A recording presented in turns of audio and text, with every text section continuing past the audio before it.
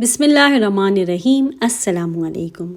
ویسے تو میں پہلے ہی بتا دوں کہ مجھے گانے سننے کا کوئی شوق نہیں، پر ہاں کرکٹ کا بہت شوق ہے، اور کرکٹ کا ورلڈ کپ ہو تو شوق ہو نہ ہو ہر کسی نے اس کی ہر خبر پر نظر رکھی ہوتی ہے۔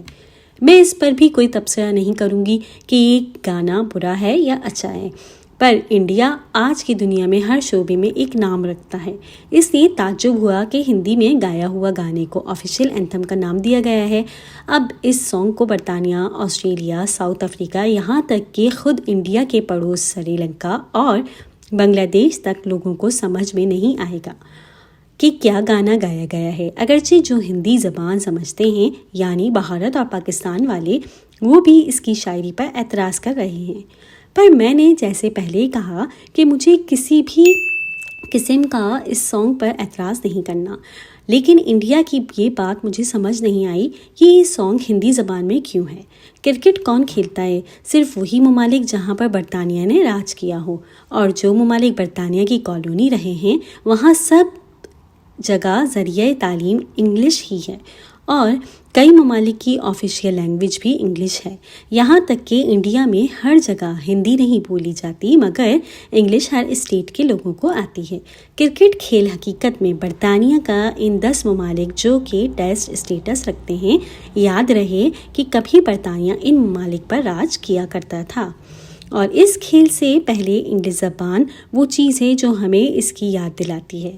ICC کا اتنا بڑا ٹورنامنٹ جہاں دنیا کی 10 ٹیمیں حصہ لیں گی، وہاں کرکٹ کا آفیشیل سانگ بھی اگر انگلش زبان میں ہوتا، اس کرکٹ میلے کو 4 چاند لگ جاتے، اور یہ سانگ تمام ممالک کے لیے ہی آفیشیل سانگ قرار پاتا۔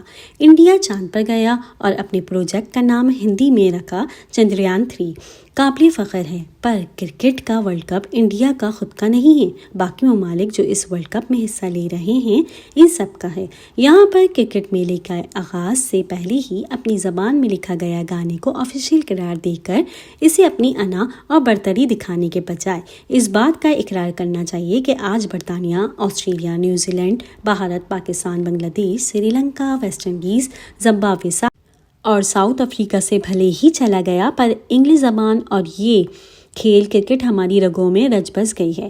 آج انڈیا اگر تحقیق کرے اور وہ مقالہ ہندی میں پیش کرے تو اس پر اس کا حق ہے، اور میں بھی ان معاملات میں اپنی زبان پر ہی فخر محسوس کرنے کی آرا سے متفق ہوں۔ پر واقعی انڈیا کے اس عمل پر حیرت ہوئی کہ وہ ہندی میں گانا بنا کر اسے کیسے آفیشیل سانگ کا نام دے سکتا ہے۔